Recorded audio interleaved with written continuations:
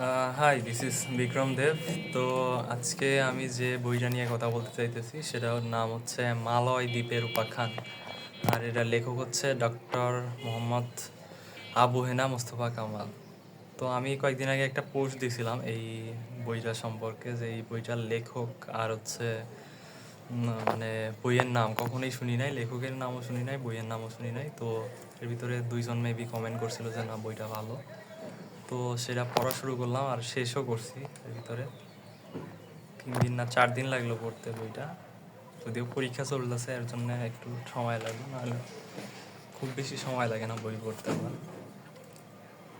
তো বইটা সম্পর্কে বলার আগে লেখক সম্পর্কে বলি। লেখক হচ্ছে বাংলাদেশের অনেক মন্ত্রণালয়ে কাজ করছে, অনেক দায়িত্বশীল একজন মানুষ দেখলাম তার বায়ো উপরে। তো সে হচ্ছে, আর তার পরিচয় হিসাবে লেখা ছিল যে তিনি হচ্ছে জনপ্রিয় ভ্রমণ কাহিনী লেখক আর পর্যটন গবেষক। তারপর দেখলাম যে প্রায় অনেক দেশে সে ভ্রমণ করছে, আর আরও দেখলাম যে আরও 3টা বই লিখছে এইটা সম্পর্কে। আমি যেটা বললাম সেটা হচ্ছে মালয়েশিয়া সম্পর্কে, আর আরও লিখছে নেপাল সম্পর্কে, জাপান সম্পর্কে, আরও কিছু লিখছে। তারপরে আরও যা দেখলাম যে তিনি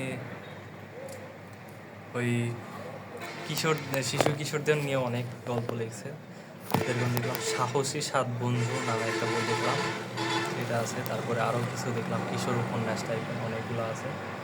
তো আমি ভাবতেছি এই বইটা অনেক ভালো লাগছে আমার পড়ে, তো ভাবতেছি বাকি যে বই যা আছে জাপান, নেপাল, এই দুইটা পড়ে দেখবো।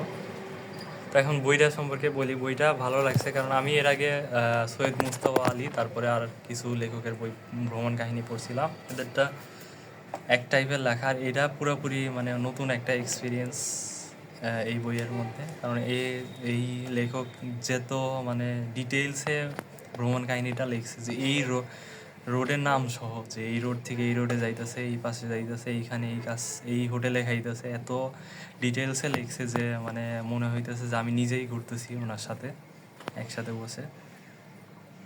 তো বইটা খুঁজে পাইতে, বইটা যখন নিয়ে আসলাম, আমি নর্মালি যে কাজ করি, আমার হচ্ছে 2টা অ্যাকাউন্ট আছে ওই ভ্রাম্যমাণ লাইব্রেরির।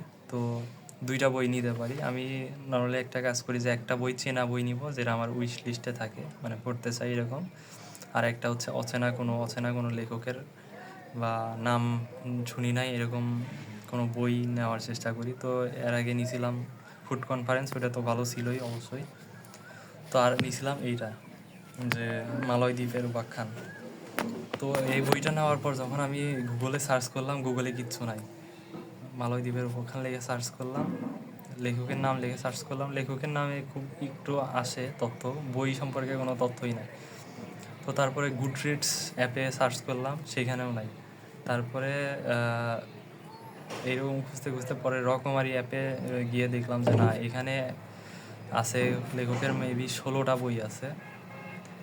তো ওইখান থেকে আর কি লেখক সম্পর্কে জানতে পারলাম, ওইখানে লেখক পরিচিতিটাও আছে, ওইটা সম্পর্কে জানতে পারলাম যে বাংলাদেশের একজন, আমার মনে হয় আন্ডার রেটেড একজন লেখক, যার লেখা মানুষের পড়া উচিত। বিশেষ করে ভ্রমণ কাহিনীগুলা মানুষের পড়া উচিত। তো আমিও পড়বো, আশা করি। একটা পড়ে অনেক ভালো লাগছে, ভবিষ্যতে আরও পড়ার চেষ্টা করবো। আর আজকে হচ্ছে শুক্রবার, গত বুধবারে যে আমাদের ভ্রমণ লাইব্রেরির গাড়ি আসছিল, সেটা থেকে আমি, আচ্ছা ওয়েট, 2টা বই নিয়েছিলাম। তার ভিতরে এটা একটা, 4 মূর্তি, নারায়ণ গঙ্গোপাধ্যায়। আর এটা হচ্ছে সুখ, বার্টন রাসেলের। তো আমি যে কথা বলতেছিলাম আর কি, যে আমি নর্মালি বই নেওয়ার সময় একটা বই নিই চেনা, যেটা আমার আগে উইশ লিস্টে রেখে দিছি যে পড়তে চাই। সেটা ছিল হচ্ছে 4 মূর্তি। এটা হচ্ছে আমার অনেকদিন ধরে পড়ার ইচ্ছা ছিল, টেনিদা সিরিজের প্রথম গল্প এটা। আর এটা সম্পর্কে আমি আগে কখনো শুনিও নাই। বার্টন রাসেলের নাম শুনছিলাম অনেক মোটিভেশনাল ভিডিওতে মেবি, তো এই বইটা সম্পর্কে শুনছিলাম না, তাই এই বইটা নিয়েছি। তো আশা করি এই 2টাই এবারও ভালো হবে। আচ্ছা, এই পর্যন্তই রাখি। তো এই ভিডিওটা এই পর্যন্তই।